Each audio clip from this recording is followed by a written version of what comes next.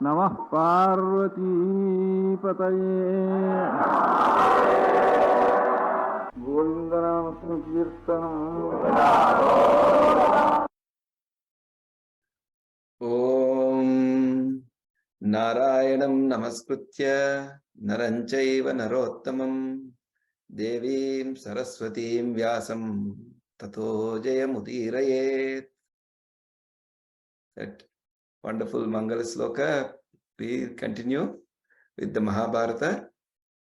And last time we were hearing about the wonderful episode of Draupadi svayamvara.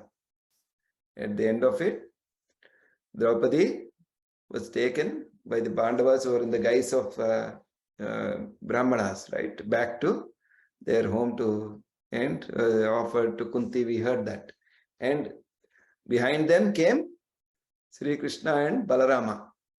First time in the Mahabharata story, these amazing cousins meet in person. And Sri Krishna and Balarama come there and greet the Pandavas, greet their aunt, maternal aunt, paternal aunt for them, right? And for Sri Krishna, it's his for Krishna and Balarama, it's their father's sister, Kunti.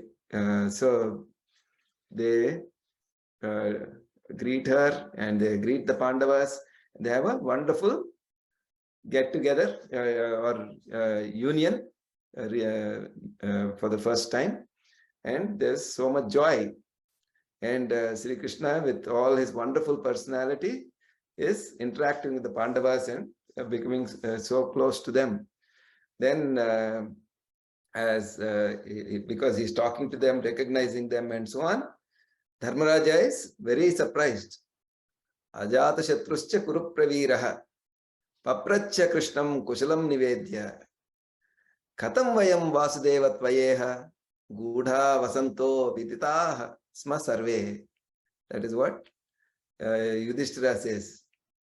Ajata, his beautiful name for Yudhishthira, the title for Yudhishthira, or he is known as Ajata Shatru, one who doesn't have any enemy. There's nobody who is born who is his enemy. In his mind, he has no enmity towards anyone in this universe. That's why he has this, in all literature, he has this amazing title. In the Mahabharata, we see this, he is being referred to as Ajata Shatru. Even Duryodhanas do so many things to them. Even though he fights the war and so on, in his mind, he has no enmity towards anyone. So he is called Ajata Shatru. The Ajata Shatruscha Kuru Praviraha, the great Ajata Shatru, he having met Krishna and enjoyed this amazing meeting with Krishna, and Krishna is asking him his Kushala Prashna, how are you doing, and all that. So then, having told him his Kushala, we are all doing fine, then he asks again and again, Papracha, like in Ramayana we hear, Naradam Paripapracha, Papracha Krishnam. So Dharmaraja is asking Krishna, Katam Vayam Vasudeva Tvayeha. How Vasudeva, how did you come to know about us? How did you recognize us? Guda Vasanto Viditasma Sarve. All of us were so hidden. We are in such a disguise. Nobody could recognize us. We were so much in such a secret life we are leading. How come you just came to us like that? We didn't even show ourselves. All five of us were not even visible there. Only Arjuna came and did that. How did you come to know us? Tam Abravid Vasudeva Prahasya Godopya Agnir Nyayatayeva Rajan Tam Vikramam Pandave Anatitya Konyah Karta Vidyate Manusheshu. That is what beautifully Sri Krishna smiling, Prahasya.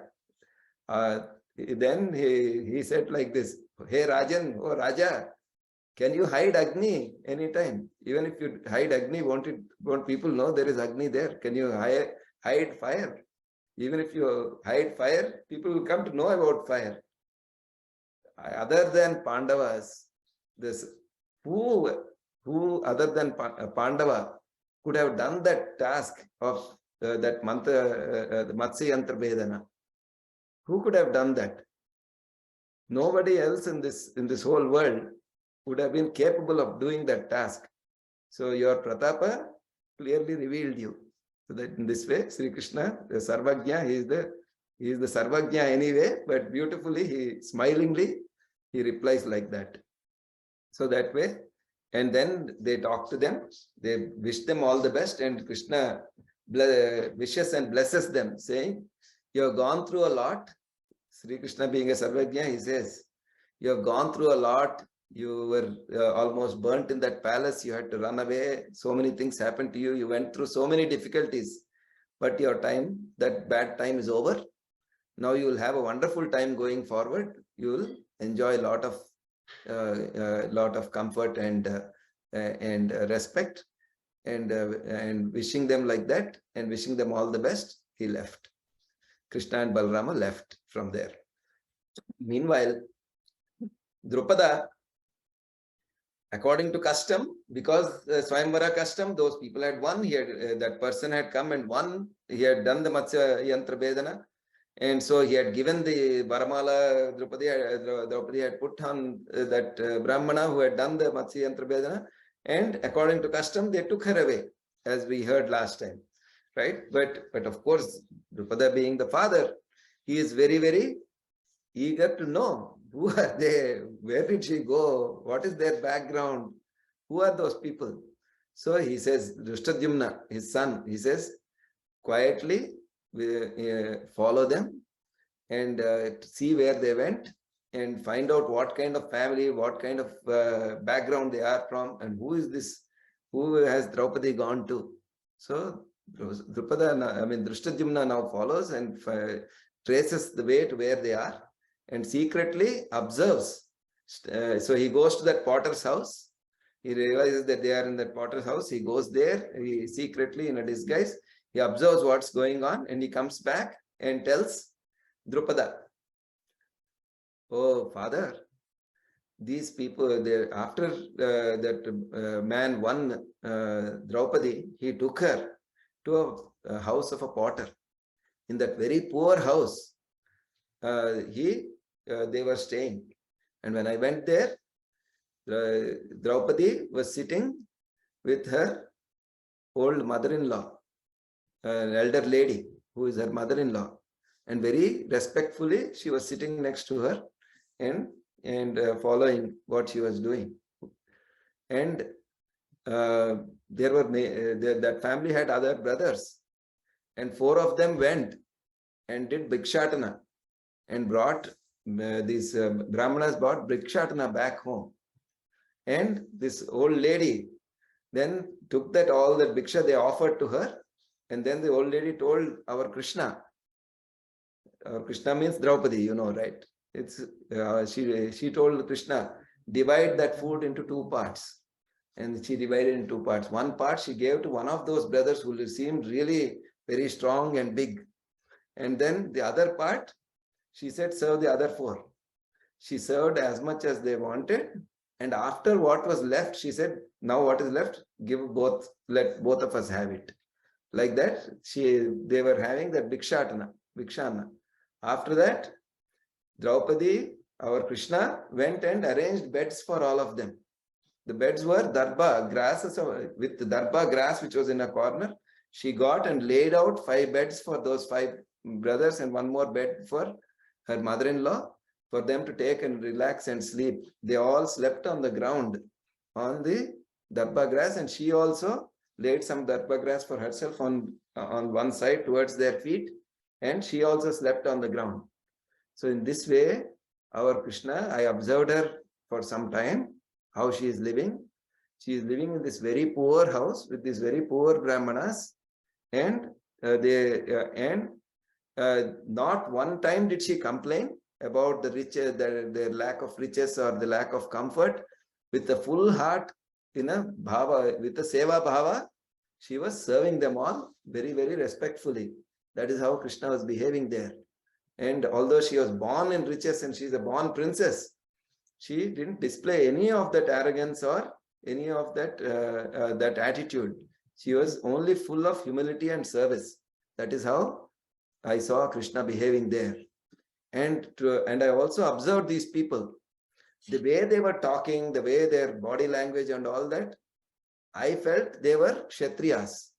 They seemed to know so much about the secrets of weapons and things like that. Also, they are talking about such topics.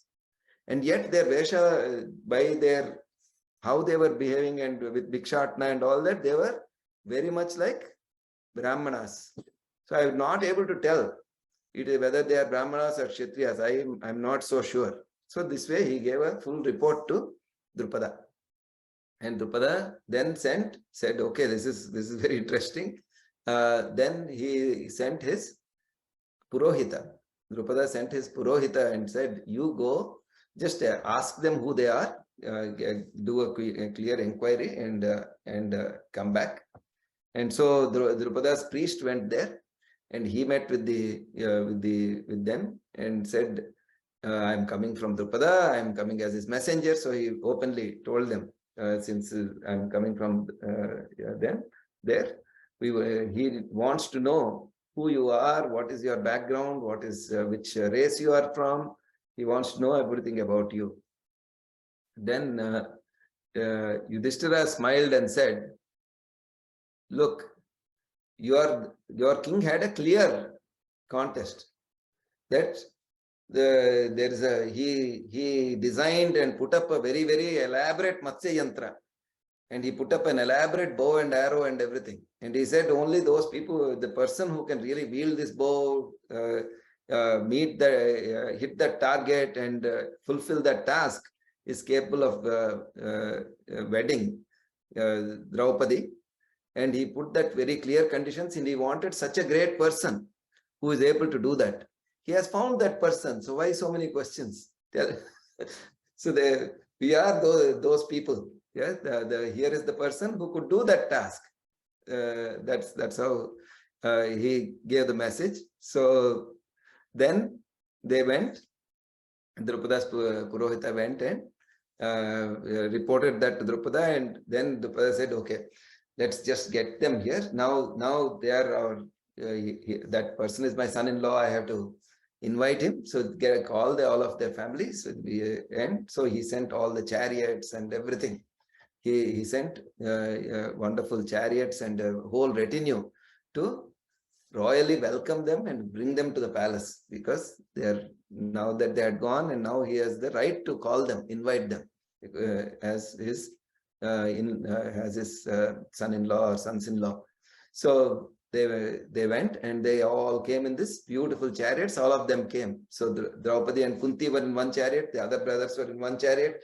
So they all came in, or they each got a chariot, and Draupadi and Kunti were in one chariot. So in that way, all of them in beautiful chariots. They came and came back to the palace, and Drupada received them very, very gracefully. He had so many gifts for them. He got so many riches, wealth, so many different kinds of gifts he kept in front of them. They didn't touch anything. But among the gifts, they also had bows and arrows and these kind of things. So that the weapons, so all of them took those. So they were standing with their weapons, and then Drupada understood that these people are Kshatriyas, they are taking weapons, they are not touching any other gifts.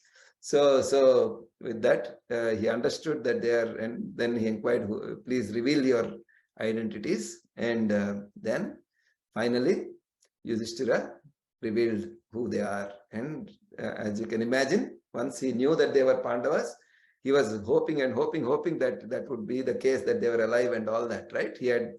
So that he became so overjoyed that his dream of marrying Draupadi to Arjuna had come true, and his joy knew no bounds. And in the meanwhile, so he gave them, he invited them all beautifully, and as he did that, and as this identity was revealed, the great Vedavyasa Maharshi came there. He met with Drupada, he blessed all of them.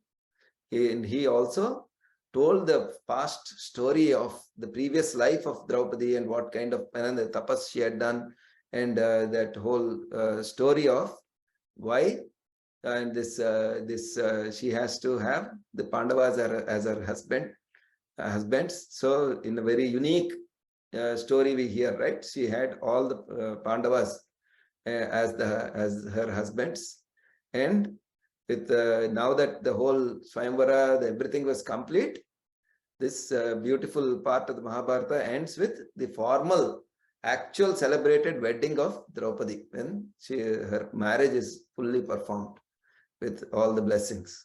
And with that way, that part concludes. And in the meanwhile, as now they are living as Pandavas in the court of Drupada. Of course, the word goes, word becomes known far and wide that the Pandavas are alive and they are in this in the palace of Drupada, and the word reaches Duryodhana and Dhritarashtra also. They deliberate a lot.